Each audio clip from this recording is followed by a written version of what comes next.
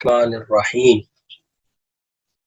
الحمد للہ رب العالمین صلی اللہ علی سیدنا و نبینا محمد و آلہ الطاہرین اللہم صلی علی محمد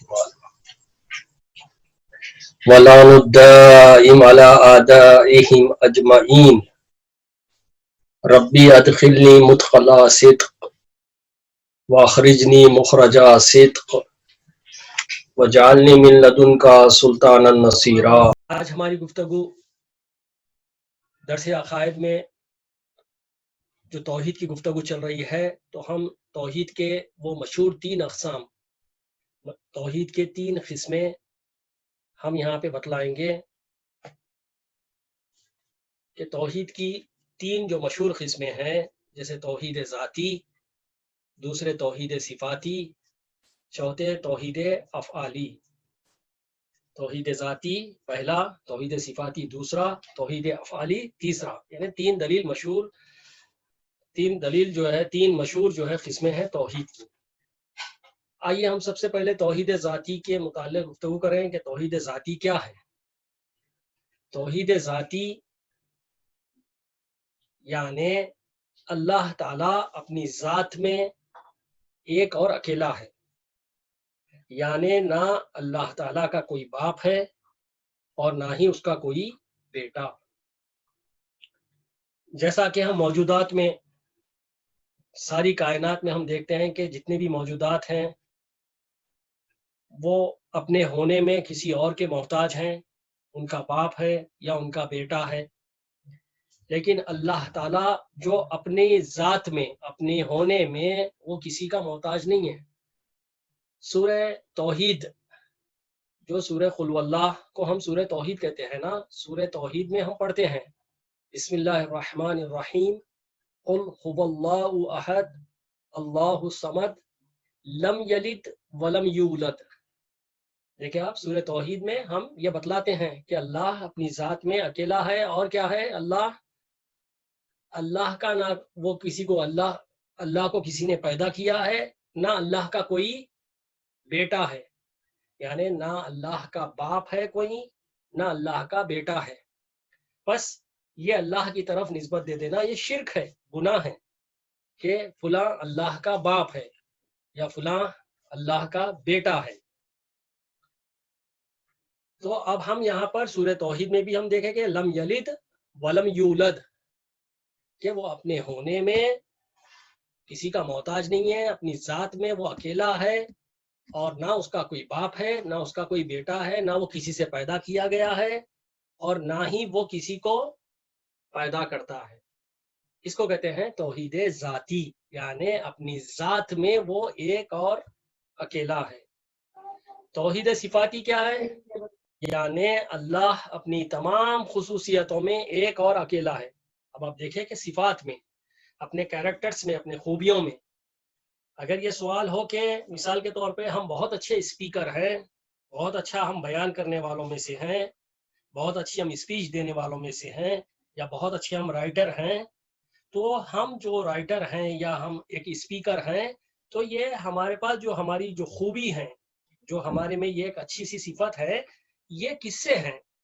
اب آپ دیکھیے کہ ایک اسپیکر بننے کے لیے آپ کو سب سے پہلے تو ماں باپ کی تربیت ہے، پھر اس کے بعد آپ کو مدرسے میں، اسکول میں، کالج میں، یونیورسٹی میں آپ کو تربیت لینا پڑتا ہے، یعنی آپ کا ٹیچر بھی ہوگا، تب جا کے آپ میں یہ اسپیکر والی، یعنی بیان کرنے والی، اسپیچ دینے والی یہ خوبی آپ میں آ سکتی ہے۔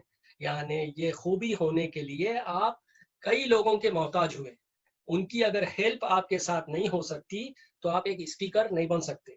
یا تھوڑی دیر کے لیے لے لیجیے رائٹر، آپ بہت اچھے رائٹر ہیں، آپ کتابیں لکھتے ہیں، بکس لکھتے ہیں، ٹھیک ہے نا، اگر آپ رائٹر ہیں تو آپ کو اس کے لیے بھی کئی لوگوں کے آپ کو محتاجگی ہیں۔ سب سے پہلے تو آپ کے ماں باپ آپ کو پیدا کیا، پھر اس کے بعد انہوں نے تربیت کی، پھر اس کے بعد آپ کو اسکول کالج میں وہ جو ہے آپ کے علم ملا، نالج ملی، ٹیچر آپ کا بہت زیادہ سپورٹ کیے، تو یہ سارے لوگوں کے آپ ایک رائٹر بننے کے لیے 10 لوگوں کے آپ کو محتاجگی ہوتی ہے۔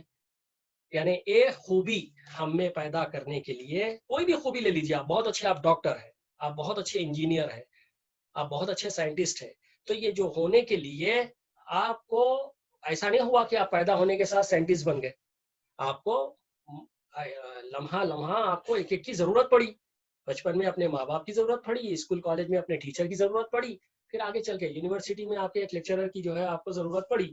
تو ہم میں جو خوبیاں ہیں, جو بھی خوبی ہوں گی آپ میں, آپ یعنی بہت اچھا لکھتے ہوں گے, آپ بہت اچھا بولتے ہوں گے, یا بہت اچھا آپ علاج کرتے ہوں گے, جو کچھ بھی آپ کے پاس صفات ہے, خوبی ہے, آپ کے جو کیریکٹرز ہے, اس میں ہم کسی اور کے محتاج ہیں. اگر وہ ہم پر مہربانی نہیں کرتے تو آج ہم ایک اچھے ڈاکٹر نہیں بن پاتے. ٹھیک ہے نا. تو اللہ تعالیٰ میں تمام خوبیاں صفات ہیں. وہ تمام خوبیاں کس سے ہیں؟ اللہ کیا وہ بھی یونیورسٹی گیا یا وہ بھی کسی سے مدد لیا یا اس کی بھی کوئی مدد کی ہے؟ نہیں. وہ اپنے خوبیوں میں, اپنے صفات میں, اپنے کیریکٹرز میں وہ ایک اور اکیلا ہے. مطلب وہ اپنے یہ تمام خوبیاں رکھنے میں کسی کا محتاج نہیں ہے. کوئی ہیلپ کرے تو اللہ بنا, ایسا نہیں ہے. اللہ میں جتنی خوبیاں ہیں وہ سب اسی سے ہیں.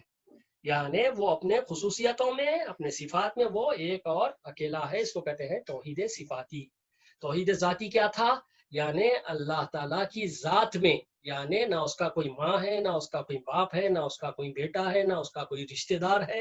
وہ اپنی ذات میں ایک اور اکیلا ہے. توحید صفاتی کیا تھا کہ خوبیوں میں, اللہ تعالیٰ کے صفات میں وہ ایک اور اکیلا ہے. وہ اپنے پاس میں جو اچھائیاں رکھتا ہے وہ اچھائیاں کسی اور سے نہیں ہے بلکہ خود اسی سے ہے. تیسرے توحید افعالی, یعنی اپنے اللہ تعالیٰ اپنے کاموں میں ایک ہے, اکیلا ہے. وہ اپنے کاموں میں کسی کا بھی محتاج نہیں ہے. لیکن ہمارے میں اور اللہ میں یہی فرق ہے. اللہ کے علاوہ جتنی موجودات ہیں, جتنی مخلوق ہیں, وہ سب اپنے کاموں میں ایک دوسرے کے محتاج ہیں. آپ کوئی کام بغیر کسی کی مدد کے نہیں کر سکتے. ہر کام کو لے لیجیے, آپ کچھ بھی کرنا ہے آپ کو کسی سے ہیلپ لینا ہے, مدد لینا ہے. مگر اللہ تعالیٰ جو کام کرتا ہے, اللہ کے جتنے بھی امور ہیں, جتنے بھی کام کاج ہے, وہ تمام کام کاج میں اللہ کیا ہے؟ ایک اور اکیلا ہے. وہ کسی سے مدد نہیں لیتا, کسی کا محتاج نہیں ہے, کسی سے ہیلپ لیتے ہوئے وہ کام انجام نہیں دے رہا ہے. بس اللہ میں اور یہ موجودات میں یہی فرق ہے کہ تمام مخلوقات محتاج ہیں اپنی ذات میں, کسی دوسرے پہ ڈیپینڈ ہیں, اور اپنے صفات میں اور اپنے کاموں میں.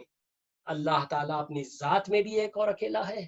اللہ اپنے خوبیوں میں بھی, صفات میں بھی ایک اور اکیلا ہے. اللہ تعالیٰ اپنے کاموں میں بھی ایک اور اکیلا ہے. آئیے ہم گفتگو کو آگے بڑھاتے ہیں کہ ایک سوال پیدا یہ ہوتا ہے کہ یہ بہت ہی عمدہ اہم سوال ہے. دیکھیے, ہم لوگ جو عقائد پڑھ رہے ہیں, جو علم کلام پڑھ رہے ہیں, یہ اہل تشیع کا ہے, یعنی شیعوں کے عقائد ہیں یہ. اب آپ دیکھیے کہ کسی مسلمانوں میں بھی جو دوسرے فرقے ہیں, جیسے اہل سنت ہیں یا دوسرے فرقے ہیں, ان کے عقائد بالکل ہمارے عقائد سے الگ ہیں. خدا, اب آئیے کہ خدا دکھائی کیوں نہیں دیتا؟ اللہ تعالیٰ نظر کیوں نہیں آتا؟ اللہ تعالیٰ جیسے ہر چیز کہتے ہیں نا کہ کوئی چیز اگر ہے تو اس کو دکھاؤ. جب تک وہ چیز آپ کو نظر نہیں آتی, دکھائی نہیں دیتی, آپ اس کے وجود کو نہیں مانتے. تو پہلا سوال یہ تھا کہ بھئی اللہ موجود ہے, بولے ہم ثابت کریں. جب اللہ موجود ہے تو پھر اس کو دکھا کیوں نہیں سکتے ہم؟ لوگوں کو دکھائیے نا بھائی. جب ایک چیز ہے, اگر میں آپ سے کہوں ایک فرض کے طور پہ کہ آپ کے سامنے بریانی رکھیے اور آپ کھائیے, تو آپ یہی کہیں گے کہ وہ بریانی کو آپ پہلے بتلائیے, نظر دکھائیے ان کو. جب تک وہ بریانی نظر نہیں آتی, آپ یعنی سامنے والا قبول نہیں کرتا آپ کی بات کو, کہے گا کہ آپ کیوں ایسی باتیں کر رہے ہیں, جو چیز نظر ہی نہیں آ رہی ہے اس کو آپ کہہ رہے ہیں کھانے کے لیے. اللہ تعالیٰ کے لیے ہم یہی کہہ رہے ہیں کہ جب اللہ وجود رکھتا ہے, موجود ہے, تو پھر اس کو دکھاؤ. اللہ ہے تو اس کو دکھائیے. البتہ اس کا ایک سوال آپ کے امام جعفر صادق علیہ السلام کی وہ حدیث سے ہم بیان کر چکے ہیں, پھر بھی ہم یہاں پہ تھوڑا تفصیلی ہم اس کا جواب دیں گے. سوال یہ ہوتا ہے کہ خدا دکھائی کیوں نہیں دیتا؟ دو جواب اس کے ہم دے سکتے ہیں یہاں پر. کہ پہلا جواب میں ہم یہی کہیں گے کہ خدا کی ذات وہ ہے کہ جس کو نہ انسان دیکھ سکتے ہیں اور نہ فرشتے دیکھ سکتے ہیں. نہ دنیا میں دکھائی دیتا ہے اللہ, نہ ہی آخرت میں اللہ کو ہم دیکھ سکتے ہیں. اس لیے کہ دیکھنے کا تعلق زمانے سے ہے اور مکان سے ہوتا ہے۔ اللہ تو ہمارا زمانے کو بھی پیدا کرنے والا ہے، مکان کو بھی پیدا کیا ہے، اور دکھائی وہ چیز دیتی ہے جس کا تعلق مادیات سے ہو، مخلوقات سے ہو۔ ہمارا خدا نہ ہی مادہ ہے اور نہ ہی ہمارا خدا مخلوق ہے۔ چونکہ میں ابھی عرض کیا تھا کہ مسلمانوں میں بھی یا اس طرح کے نظریات پائے جاتے ہیں کہ اللہ آخرت میں دکھائی دے گا، ایک کرسی پہ بیٹھا ہوگا، ہم جنت میں اللہ سے ملاقات کریں گے۔ بعض قرآن کے آیات کا ظاہری ترجمہ لوگ کرتے ہوئے یہ سمجھے کہ خدا ہاتھ پیر رکھتا ہے یا خدا نظر آئے گا، یا ملاقات کا جو لفظ ہے وہ خدا سے ہم لفظ جیسے ہم لوگ آپس میں ایک دوسرے سے ملاقات کرتے ہیں، تو وہ یہ کہنے لگے مسلمان کہ اللہ سے ہم جنت میں ملاقات کریں گے۔ ملاقات کے معنی وہ نہیں ہے، ملاقات کے معنی یہ ہے، وہی بنا، یعنی ظاہری آپ ترجمہ نہیں کر سکتے، باطن میں اس کی تفسیر کو بھی ہم کو دیکھنا ہوگا کہ اگر اللہ کی ملاقات ہے تو وہ ملاقات کے کیا معنی ہے۔ ملاقات اس سے ہوگی جو ہماری طرح ہو، اللہ تو ہماری طرح ہے نہیں، اللہ تو ہمارا بھی خالق ہے، تو خالق سے ایک مخلوق کیسے ملے گا؟ تو اب اس ایسے میں یہ ملاقات کے معنی میننگ یہ ہے، اگر قرآن میں یہ ذکر بھی ہوا ہے کہ اللہ سے ملاقات کریں گے تو اس کا مطلب یہ ہے کہ ہم اللہ کی رحمت سے نزدیک ہوں گے۔ ملاقات کے معنی یہ ہے کہ اللہ کی رحمت سے نزدیکی۔ تو دکھائی کون سی چیز دیتی ہے؟ آپ جواب دیجئے کہ دکھائی ہمیں وہ چیز دیتی ہے جو باڈی رکھتی ہے، شیپ رکھتی ہے، اور جو چیز باڈی رکھتی ہے وہ پلیس کی بھی محتاج ہے، اس کو پلیس بھی ہونا ضروری ہے، اور جو چیز باڈی رکھتی ہے، پلیس رکھتی ہے، تو اب اس کے بعد سوال ہوتا ہے کہ پھر وہ کہاں سے آئی اور کب تک رہے گی؟ دیکھیں آپ، یہ سب سوالات ایک جسم ہونے کے لیے پوچھے جاتے ہیں، تو اللہ سے بھی یہی سوالات کیے جائیں گے جب آپ کہیں گے کہ اللہ جنت میں ہمارے سے ملاقات کرے گا، نظر آئے گا، تو یہ سارے سوالات اللہ کے لیے بھی کیے جائیں گے، جو کہ غلط ہے۔ اللہ ہماری طرح نہیں ہے، یہ سوال اللہ کے لیے کرنا بالکل غلط ہے، ضروری نہیں ہے۔ اب آپ بولیں گے کہ پھر مولانا ابھی آپ مثال دیے تھے کہ بریانی کی مثال دیے تھے کہ بریانی ہمارے سامنے رکھی ہے، آپ کھائیے بولے، تو ہم نے یہی جواب میں دیا تھا کہ بریانی اگر ہے تو ہمیں دکھائیے، تو ضروری نہیں ہے جو چیز ہو وہ دکھائی دیں۔ دیکھیں آپ، اللہ بھی ہے، ضروری نہیں ہے اللہ دکھائی دے۔ اس کا آنسر یہ ہے جیسے عقل، ہماری عقل ہے نا، سبھی کے پاس عقل ہے، اگر آپ کے پاس عقل ہے تو پھر دکھائیے۔ اگر آپ عقل کو نہیں دکھا سکتے تو اس کا مطلب یہ ہے کہ کیا عقل نہیں ہے؟ نہیں مولانا، وہ عقل دکھا نہیں سکتے، عقل ہے لیکن ہم دکھا نہیں سکتے۔ یہی ہے کہ اللہ بھی ہے لیکن ہم اس کو دکھا نہیں سکتے۔ جیسا روح، ہر انسان کے پاس روح ہے، روح ہونے سے ہم زندہ ہے۔ اگر آپ کے پاس روح ہے تو بتائیے، اس کو دکھائیے، اور جب تک آپ نہیں دکھائیں گے میں نہیں مانوں گا۔ آپ کہیں گے نہیں مولانا، روح ہے تو ہم زندہ ہے نا، وہ ایسی چیز ہے کہ ہم اس کو دکھا نہیں سکتے۔ یہی چیز ہے کہ اللہ بھی یعنی موجود ہے لیکن ہم اس کو دکھا نہیں سکتے۔ اگر دکھائیں گے تو کئی چیزوں کی ہمیں ضرورت پڑے گی۔ چلیے، پہلا جواب کیا تھا کہ خدا کی ذات میں وہ جس کو نہ انسان دیکھ سکتے ہیں نہ فرشتے، یہ بھی ایک آنسر جواب ہو گیا مکمل، کہ اب یہ سوال آپ نہیں کر سکتے شاید ممکن ہو ہم گنہگار انسانوں کو اللہ نظر نہیں آتا ہوگا، فرشتے شاید اللہ کو دیکھتے ہوں گے۔ نہیں، ہرگز نہیں، نہ فرشتے دیکھتے، نہ انسان دیکھتے، نہ دنیا میں اللہ نظر آتا، نہ آخرت میں نظر آئے گا، کیونکہ مخلوقات اپنے خالق کو نہیں دیکھ سکتے۔ دوسرا جواب کیا ہے؟ انسان کو اللہ نے اتنی قدرت، طاقت عطا نہیں کی کہ وہ اللہ کو دیکھ سکے۔ انسان ایک ایسا مخلوق موجود ہے جو ممکن الوجود ہے، اور ممکن الوجود اللہ کیا ہے؟ واجب الوجود ہے۔ ممکن الوجود، اللہ واجب الوجود کو نہیں دیکھ سکتا، ٹھیک ہے نا؟ تو یعنی ہم میں اتنی، جواب یہ ہے اس کا کہ اللہ دکھائی کیوں نہیں دیتا، تو دوسرا جواب یہ ہے کہ اللہ نے انسانوں کو اتنی توانائی، قدرت نہیں دی، نہیں دیکھ سکتے ہم، ہمارے میں وہ طاقت، توانائی نہیں ہے کہ ہم اللہ کو دیکھیں۔ آپ کے حضرت موسیٰ علیہ السلام نے کہا تھا نا کہ آپ کے یا اللہ میں تجھے دیکھنا چاہتا ہوں، جبکہ موسیٰ جانتے تھے کہ اللہ دکھائی نہیں دیتا، لیکن لوگوں کو اطمینان دلانے کے لیے، لوگوں کو سمجھانے کے لیے، جواب کے لیے، جب اللہ نے کہا ٹھیک ہے میں پہاڑ پہ اپنی ایک تجلی پیش کرتا ہوں، تو اللہ نے صرف اپنی ایک مخلوق نور کو بھیجا پہاڑ پر، اللہ خود نہیں آ گیا، اللہ خود کیسے آئے گا؟ اللہ جو ہے کوئی پرسنالٹی، کوئی کیا بولتے ہیں آپ کے جسم، کوئی باڈی نہیں رکھتا اللہ کہ جو آ جائے. اللہ صرف اپنی ایک مخلوق کو بھیجا، نور کو، جو کہ کوئی نہیں دیکھ سکتا. اللہ کی مخلوقات کو مخلوق کو ہم نہیں دیکھ سکتے، تو پھر وہ خالق کو ہم میں وہ توانائی، وہ قدرت، وہ پاور ہمارے پاس نہیں ہے کہ ہم اللہ کو دیکھ سکیں. چلیے اس کے بعد جو سوالات پیش آتے ہیں، ٹھیک ہے بھائی کہ شاید اللہ نظر نہیں آتا ہوگا، ہو سکتا اللہ خواب میں نظر آئے یا قیامت میں نظر آئے. سوال یہ ہو سکتا ہے کہ اللہ خواب میں نظر آ جائے گا یا قیامت میں نظر آئے گا. تو اس کا جواب یہی ہے، نہ اللہ خواب میں نظر آتا ہے کسی کے، اور نہ ہی قیامت میں نظر آئے گا. آئیے ہم یہ واقعہ آپ کے سامنے ذکر کرتے ہیں کہ حضرت امام جعفر صادق علیہ الصلوۃ والسلام، اللہم صلی علی محمد وعلی محمد، سے سوال ہوا کہ ایک شخص یہ چیلنج کر رہا ہے کہ اس نے اپنے خواب میں اللہ کو دیکھا ہے. چھٹے امام سے بولتا ہے ایک شخص کہ اس نے اپنے خواب میں اللہ کو دیکھا ہے، اس خواب کی تعبیر کیا ہے، مولا سے پوچھ رہا ہے.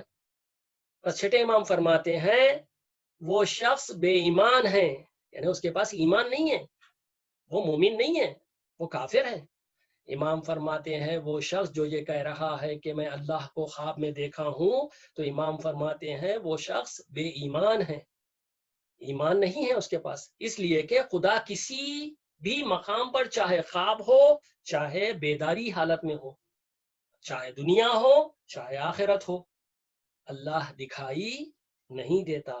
یہاں تک کہ امام فرماتے ہیں یہاں تک کہ امام اور پیغمبر بھی خدا کو نہیں دیکھ سکتے.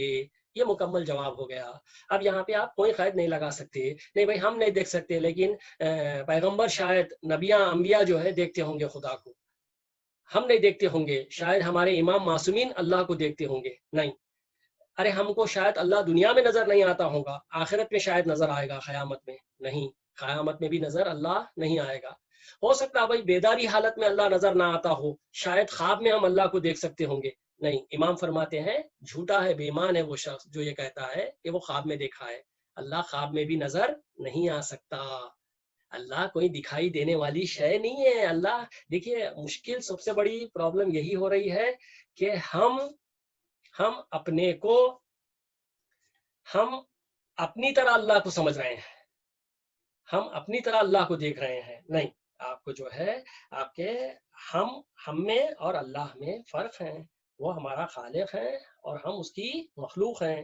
یہ سارے سوالات، یہ ساری باتیں مخلوقات کے لیے کیے جاتے ہیں. اگر کوئی شے ہے، کوئی ہے تو اس کو دکھائیں. چلیے یہی سوال آپ کے حضرت امام حسن عسکری علیہ الصلوۃ والسلام، اللہم صلی علی محمد وعلی محمد، سے سوال ہوا. ہمارے 11ویں امام سے سوال ہوا کہ کیا رسول خدا، حضرت رسول خدا صلی اللہ علیہ وآلہ وسلم، اللہم صلی علی محمد وعلی محمد، نے خدا کو دیکھا ہے کیا؟ یعنی 11ویں امام سے سوال ہوا کہ کیا ہمارے آخری نبی نے خدا کو دیکھا ہے؟ تو ہمارے 11ویں امام ارشاد فرماتے ہیں کہ ہمارے آخری نبی حضرت محمد مصطفیٰ صلی اللہ علیہ وآلہ وسلم نے خدا کو دیکھا ہے. عجب، ابھی ہم گفتگو کر رہے ہیں کہ نہ امام اللہ کو دیکھ سکتے ہیں، نہ نبی کوئی اللہ کو دیکھ سکتا ہے. یہی سوال جب امام سے کیا گیا، 11ویں امام سے، کہ آپ بتلائیے کہ کیا رسول اللہ صلی اللہ علیہ وآلہ وسلم نے اللہ کو دیکھا ہے؟ تو امام فرماتے ہیں ہاں انہوں نے خدا کو دیکھا ہے. لیکن امام جواب دیتے ہیں، کہتے ہیں یعنی ابھی مکمل نہیں ہوا یہ جواب، دیکھا ہے. اس کے بعد امام فرماتے ہیں لیکن اگر رسول خدا صلی اللہ علیہ وآلہ وسلم نے اللہ کو دیکھا ہے تو وہ کیسے دیکھا ہے؟ تو امام فرماتے ہیں دل کی آنکھوں سے دیکھا ہے. دیکھیں آپ، تو اس کا پتہ چلا کہ ظاہری ہم آنکھوں سے اللہ کو نہیں دیکھ سکتے ہیں. آپ بولیں گے پھر دل میں بھی آنکھیں ہیں کیا؟ کوئی ڈاکٹر تو ہمیں نہیں بولا کہ دل میں بھی آنکھیں ہوتی ہیں. نہیں، یہ دل کی نظر سے دیکھنا ہوگا ہم کو. یہ اللہ کو، آپ کو اس کے وجود کو، اس کی قدرت کو آپ کو تسلیم کرنا پڑے گا. آپ کو ایسا، یہ جو راستہ ہے نا دل کا راستہ، یہ جو دل کی آنکھیں ہوتی، ظاہری طور پہ وہ آنکھیں نظر نہیں آتی، لیکن اگر آپ توجہ کریں گے تو آپ کو پتا چلے گا. بس امام حسن عسکری علیہ السلام سے سوال ہوا کہ کیا حضرت رسول خدا صلی اللہ علیہ وسلم نے خدا کو دیکھا ہے؟ تو امام نے ارشاد فرمایا کہ ہاں دیکھا ہے، لیکن دل کی آنکھوں سے دیکھا ہے۔ آئیے اور وضاحت کریں ہم۔ حضرت علی ابن ابی طالب علیہ الصلوۃ والسلام اللہم صلی علی محمد وعلی محمد فرماتے ہیں، کیا فرماتے ہیں؟ یعنی مولا متقیان ہمارے پہلے امام فرماتے ہیں ما کنتو اعبدو ربن لم اراہ۔ آپ ارشاد فرماتے ہیں مولا متقیان کہ میں اس خدا کی عبادت نہیں کرتا جس کو دیکھ نہ لوں۔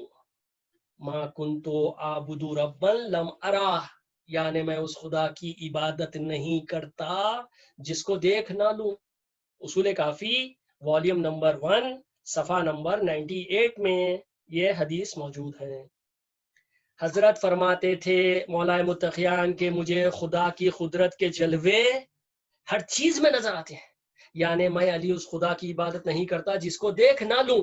مجھ علی کو اللہ کی قدرت کے جلوے ہر چیز میں نظر آتے ہیں۔ اب آپ دیکھیے یہی فرق ہے امام میں اور ہمارے میں، حضرت علی علیہ السلام میں اور ہمارے میں یہی فرق ہے نا کہ وہ اللہ کو ہر چیز میں دیکھتے تھے، اس کی قدرت کے جلوے ہر چیز میں اللہ کے نظر آتے تھے مولا متقیان کو۔ تو آپ کہتے تھے کہ میں اللہ کی عبادت کرتا تھا، اور ہم ایسے ہیں جو ہماری ظاہری آنکھیں تو بند ہیں اور دل کی آنکھیں تو بالکل ہی بند ہیں۔ تو ہمیں ظاہری آنکھوں سے تو اللہ کو ہم نہیں دیکھ سکتے، لیکن دل کی آنکھوں سے ہم کو یہ جاننا پڑے گا، یہ معلوم کرنا پڑے گا، یہ جستجو کرنا پڑے گا، یہ توجہ کرنا پڑے گا کہ اگر ہم دل کی آنکھوں کو کھولیں گے تو ہر چیز جو بھی نظر آ رہی ہے اس سے ہم کو اللہ کے وجود کا، اللہ کے ہونے کا علم، اس کی نالج ہم حاصل کر سکتے ہیں۔ یعنی ہر چیز کو دیکھتے ہیں تو اللہ ہم کو سمجھ میں آنا چاہیے، نظر آنا چاہیے، جیسا کہ ہمارے پہلے امام کو اللہ ہر چیز میں نظر آتا تھا۔ آئیے اب یہاں پہ ہم حکیم کے، خدا کے حکیم ہونے کے بارے میں ہم گفتگو کریں، چونکہ درس کے ٹائم شاید 1-2-4 منٹ اور رہ گئے ہیں، تو ہم تھوڑی سی تعریف حکمت کی، اللہ کے حکیم ہونے کے بارے میں ہم کہیں گے کہ ہم اللہ تعالیٰ کے پاس کئی صفات ہیں، کئی خوبیاں ہیں۔ ان صفات میں ایک صفت ہے اللہ کے حکیم ہونے کے بارے میں، یعنی علوم طبی، یعنی نیچرلسٹ کہتے ہیں، یعنی علماء علوم طبیعی جس کو ہم نیچرلسٹ کہتے ہیں، وہ کہتے ہیں کہ حکیم یعنی جو کوئی برا، بےہدہ، بے مقصد کام انجام نہ دیتا ہو، اس کو ہم حکیم کہتے ہیں۔ جس کو ہم اگر میننگ کریں گے تو جیسے کہ ڈاکٹر، اب آپ دیکھیے ڈاکٹر بےہدہ اور بے مقصد کام انجام نہیں دیتا، فضول کام، جس کو ہم اگر ہم تھوڑا آسان الفاظ میں اگر ہم وہ کریں گے، یعنی فضول کام جیسے ہم آپ کرتے ہیں، یعنی جو چیز دے دی ہم کھا لیتے نا، جب چاہے جب ہم سو جاتے، جب چاہے ہم کھا لیتے، جیسی چاہے ویسی ہم زندگی گزارتے۔ لیکن ایک ڈاکٹر کو دیکھو آپ، ایک حکیم کو دیکھو، وہ ایسا کام نہیں کرتا۔ کیوں نہیں کرتا؟ کیونکہ وہ حکیم ہے، کیونکہ وہ ڈاکٹر ہے، وہ جانتا ہے کہ مجھے ایسا کام نہیں کرنا چاہیے جو ہمارے لیے نقصان دہ ہو، ہمیں ایسا کام نہیں کرنا چاہیے جس کا کوئی رزلٹ نہ آتا ہو، ایسا کام نہیں کرنا چاہیے جو بےہدہ ہو، بے مقصد ہو۔ بس ہم جو کچھ بیکار کاموں سے ہم پرہیز کرتے ہیں تو دنیا والے ہم کو ڈاکٹر کہتے ہیں، حکیم کہتے ہیں۔ اللہ تو حکیم مطلق ہیں، یعنی وہ اپنی حکمت میں کسی کا محتاج بھی نہیں ہے۔ ہم تو بھی اپنے حکمت میں ڈاکٹر ہونے میں محتاج ہے نا۔ اگر میں ریسرچ کرا، اگر میں ڈاکٹر ہوا تو میں کتنی محنت کیا، میں کتنی یونیورسٹیز میں پڑھا، میں کتنے آپ کے ٹیچر سے میں تعلیم حاصل کیا، پیسے کی مجھے ضرورت پڑی، وقت کی ضرورت پڑی، سب چیزوں کی، صحت کی ضرورت پڑی، یہ ساری چیزیں ضرورت ہونے کے بعد میں حکیم ہوا۔ والسلام علیکم ورحمۃ اللہ وبرکاتہ۔